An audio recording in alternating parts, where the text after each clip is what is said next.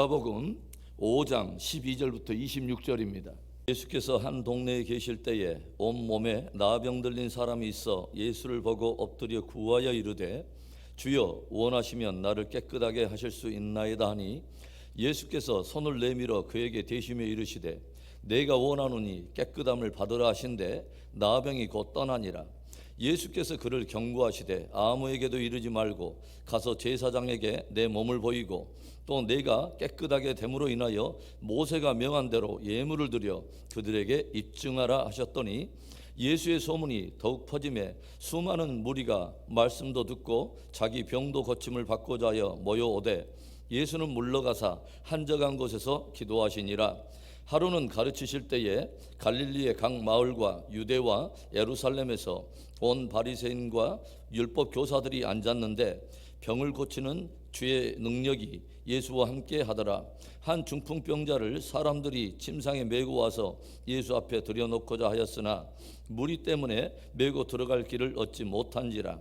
지붕에 올라가 귀화를 벗기고 병자를 침상째 무리 가운데로 예수 앞에 달아내리니 예수께서 그들의 믿음을 보시고 이르시되 이 사람아 내 죄사함을 받았느니라 하시니 서기관과 바리새인들이 생각하여 이르되 이 신성 모독하는 자가 누구냐 오직 하나님 외에 누가 능히 죄를 사하겠느냐.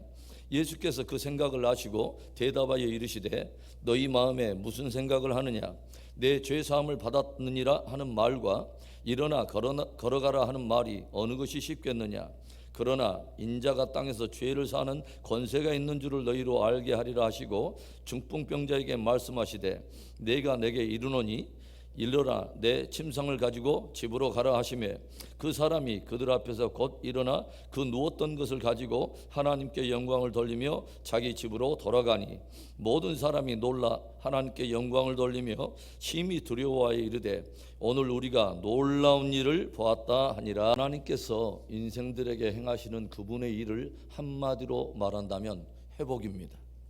하나님께서는 왜곡되고 뒤틀리고 망가지고 깨진 인생들을 고치고 치료하셔서 회복하기를 원하신다고 하는 것이죠.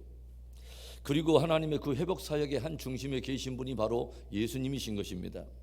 예수님이 이 땅에 오셔서 하셨던 그 사역을 세 가지로 정리한다면 첫 번째는 프리칭이죠. 전파하는 것입니다.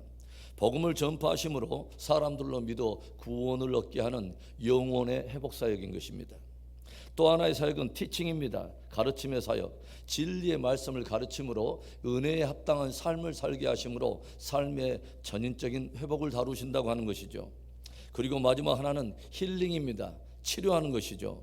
그래서 주님의 그 마지막 사역은 육체를 또 영혼을 회복하시는 바로 그 회복 사역이라고 말할 수 있는 것이죠.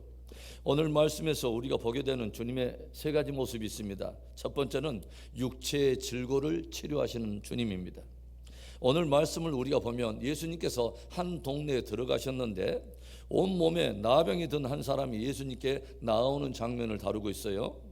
유대 사회에서 나병은 하나의 저주의 상징으로 여겨졌고 나병에 걸린 사람은 철저하게 사회에서 격리가 되어서 살아야만 했습니다.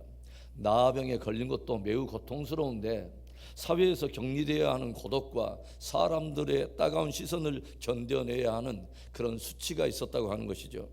그런데 오늘 그 나병 환자가 누구에게 나옵니까? 예수님께 나옵니다. 그리고 참으로 놀라운 고백을 해요. 12절의 말씀, 예수께서 한 동네에 계실 때에 온몸에 나병 들린 사람이 있어 예수를 보고 엎드려 구하여 이르되 주여 원하시면 나를 깨끗하게 하실 수 있나이다 하니 나병 환자가 예수님께 나와서 던진 첫 번째 고백은 주여라고 하는 한 단어였습니다. 퀴리오스, 주. 이 단어는 어떨 때 사용하냐면 유대인들 사회에서는 여호와라고 하는 이 하나님의 이름이 너무도 거룩하였기 때문에 감히 그 이름을 사람들이 담지 못하고 여호와라고 하는 이름이 등장해서 그것을 사용해야 될 어떤 그런 시기가 오면 여호와라고 하는 이름 대신 사용했던 단어가 퀴리오스, 바로 주라고 하는 단어였어요. 그러니까 나병 환자는 지금 예수님이 퀴리오스, 곧 하나님이라고 고백하고 있다고 하는 거죠. 참으로 놀라운 고백인 거죠. 그리고 이어지는 그의 말이 무엇입니까? 주여, 주께서 원하시면 내가 깨끗하게 나을 수 있나이다. 주여, 주가 원하시면 저를 깨끗하게 하실 수 있나이다. 여러분, 내가 원하면, 내가 노력하면 내가 깨끗해질 수 있나이다 라고 하는 것이 아니라 주님이 원하신다면, 주님이 원하시면 저를 깨끗하게 하실 수 있나이다. 치료와 치유의 주권이 주님께 있다는 것을 고백한 것입니다.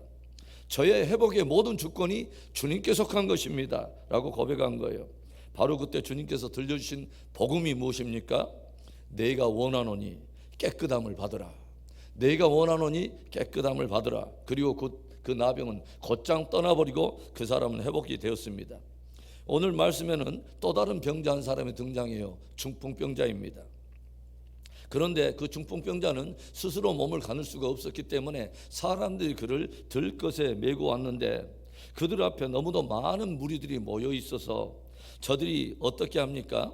예수님이 계신 그 집의 지붕 위에 올라가서 지붕 위의 귀아들을 다 벗겨내고 구멍을 내가지고 그 사람을 줄로 매달아 예수님 앞에 내린 것입니다.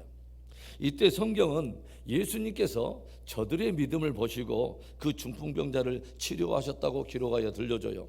이때 예수님께서 보았던 그들의 믿음이란 어떤 믿음일까요? 예수님이 이 중풍병을 치유하실 수 있다고 하는 그들 안에 있는 믿음입니다.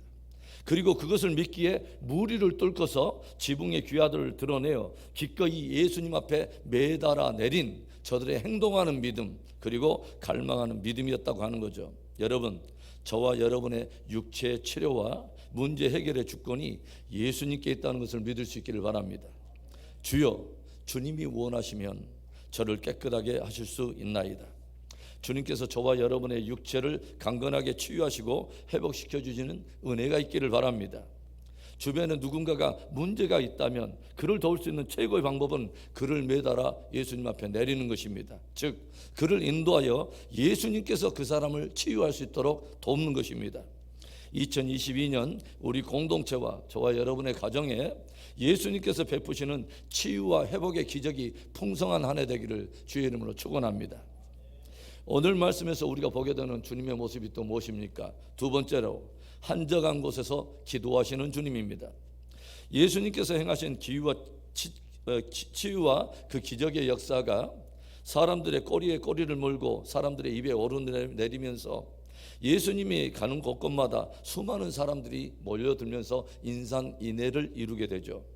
표적과 기사들이 일어나면서 그야말로 사람들 사이에 예수님의 인기는 하늘을 찌를 듯이 높아져만 갑니다. 그런데 우리는 사람들의 숫자나 또는 사람들의 평판이나 명예에 흔들리지 않는 주님의 모습을 발견하게 되죠. 사람들이 당신에게 모여들 때 예수님이 무엇을 합니까? 15절과 16절의 말씀, 예수의 소문이 더욱 퍼지매 수많은 무리가 말씀도 듣고 자기 병도 고침을 받고자 하여 모여오되 예수는 물러가사 한적한 곳에서 기도하시니라.